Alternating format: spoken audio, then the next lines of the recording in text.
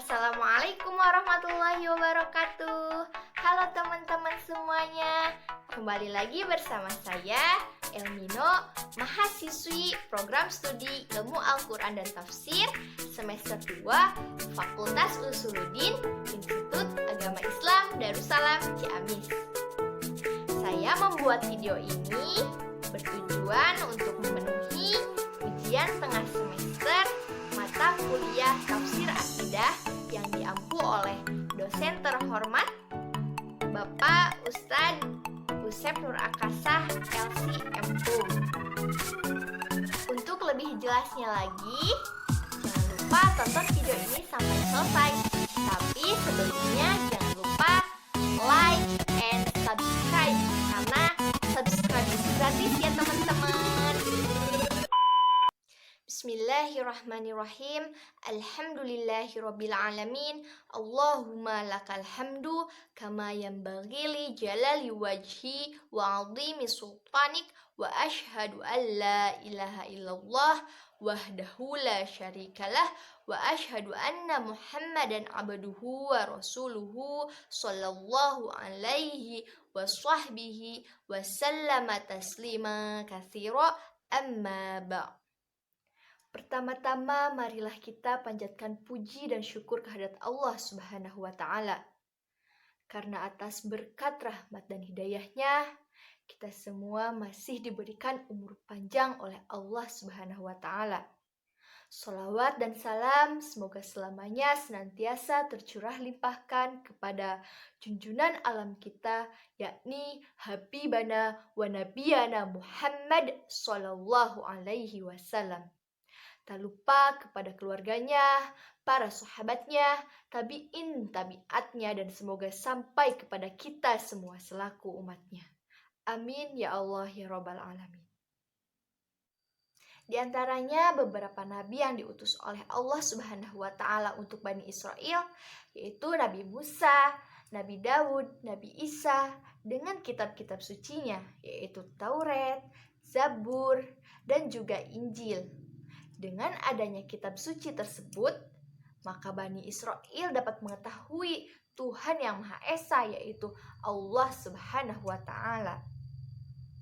Semua para nabi membawa ajaran yang sama, yaitu ajaran agama Allah, agama yang lurus, mengajak manusia agar beribadah kepada Allah Subhanahu wa Ta'ala saja.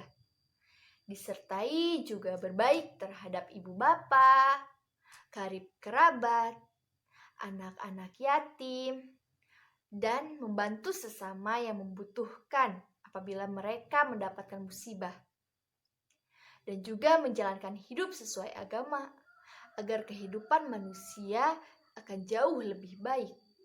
Karena apabila manusia hidup tanpa adanya agama, maka kehidupan manusia tidak akan mengenal dosa, dan manusia akan berlaku seperti hewan. Tidak ada pertanggungjawaban hidup di dunia, dan tidak ada usahanya untuk menyiapkan amal ibadah untuk bekal hidup di akhirat nanti. Kemudian selain mengajarkan tauhid kepada umatnya, ada pesan utama para nabi untuk disampaikan kepada umatnya, yaitu akhlak, yakni akhlak yang mulia. Akhlak menjadi perhatian utama dalam Islam, sehingga ada banyak dalil dalam Al-Quran dan hadis yang menegaskan keharusan berakhlak mulia. Bahkan Nabi Muhammad sendiri langsung mencontohkannya. Karena Nabi Muhammad SAW sebagai nabi yang terakhir atau penutup para nabi, sehingga beliau juga yang menyempurnakan ajaran-ajaran nabi-nabi yang sebelumnya, maupun itu ajaran tauhid, bahkan juga akhlak.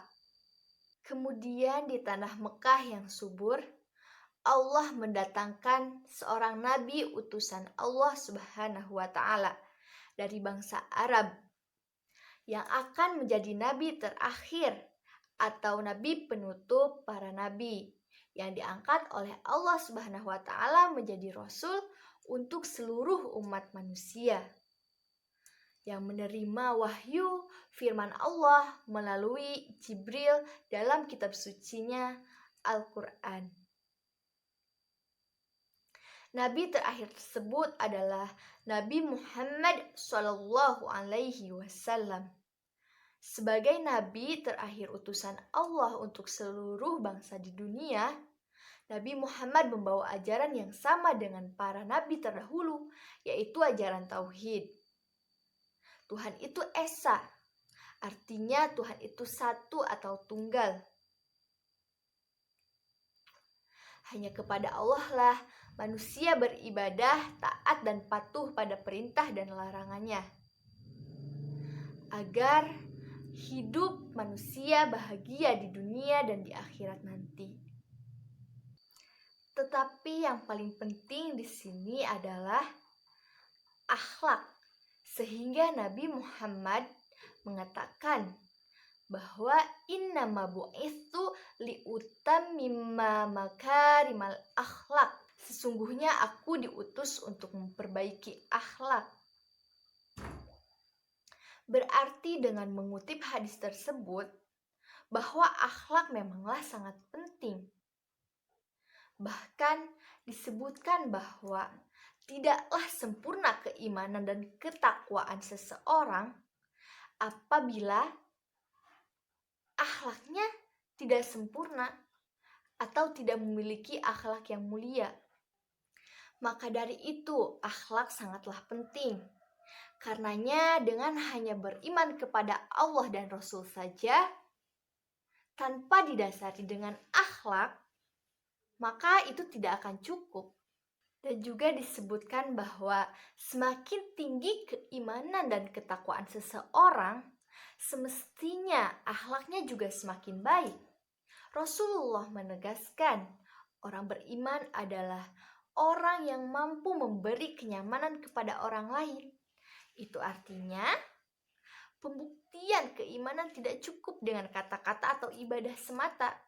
Keimanan harus ditegaskan oleh perbuatan baik kepada sesama dan tidak menyakiti orang lain.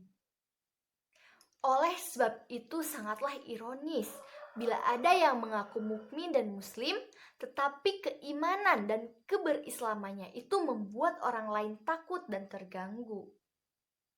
Karena akhlak yang buruknya itu, misalnya suka mengkafirkan orang lain, berkata kasar, suka mencaci, memusuhi orang yang berbeda pendapat dan juga yang berbeda keyakinan dengannya, bahkan sampai membunuh yang tidak bersalah.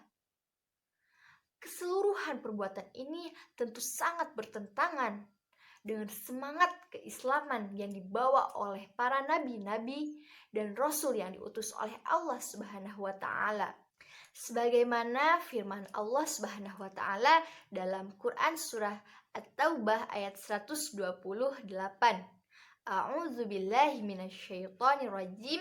Bismillahirrahmanirrahim. Laqad ja'akum rasulun min anfusikum azizun 'alaihi ma 'anittum harisun 'alaikum bil mu'minina raufur rahim. Artinya, sungguh telah datang kepadamu seorang rasul dari kaummu sendiri.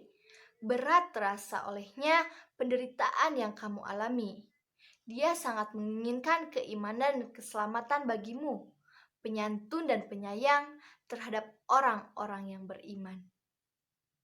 Maksud dari ayat tersebut adalah sebagaimana tadi disebutkan, telah datang Rasul yang Allah utus dari kaum-kaummu, yaitu dari bangsamu sendiri.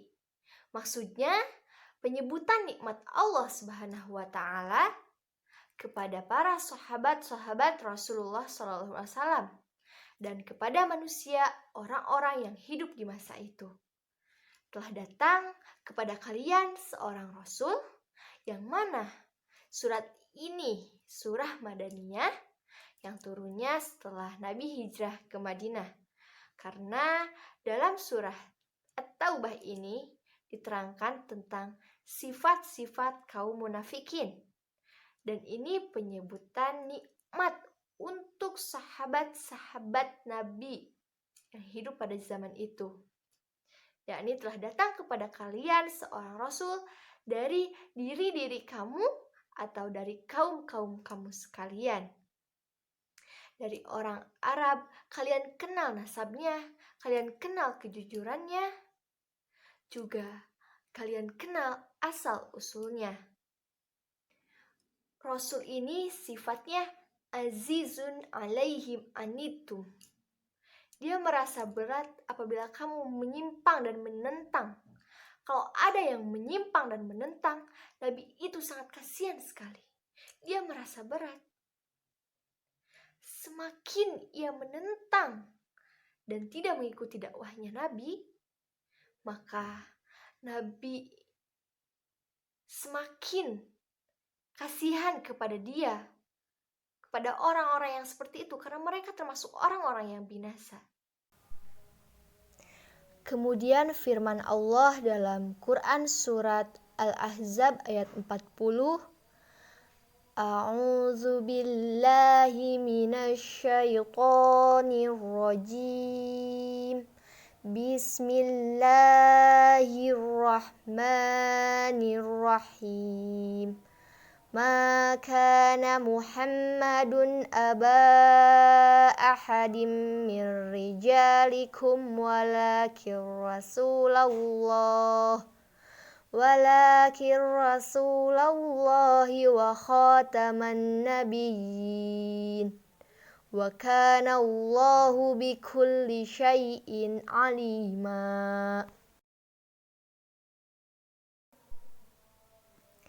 Yang artinya, Muhammad itu sekali-kali bukanlah bapa dari seorang laki-laki di antara kamu, tetapi dia adalah Rasulullah dan penutup nabi-nabi. Dan Allah Maha mengetahui segala sesuatu. Dalam ayat tersebut dijelaskan bahwa Nabi Muhammad bukanlah bapak dari seseorang di antara kalian. Akan tetapi dia adalah utusan Allah dan penutup para nabi. Tidak ada kenabian sesudahnya sampai hari kiamat. Bahkan Nabi Muhammad SAW merupakan penyempurna ajaran-ajaran yang dibawa oleh nabi sebelumnya, termasuk juga akhlak. Sehingga disebutkan dalam Quran surat Al-Qalam ayat 4, wa innaka la'ala khuluqin azim.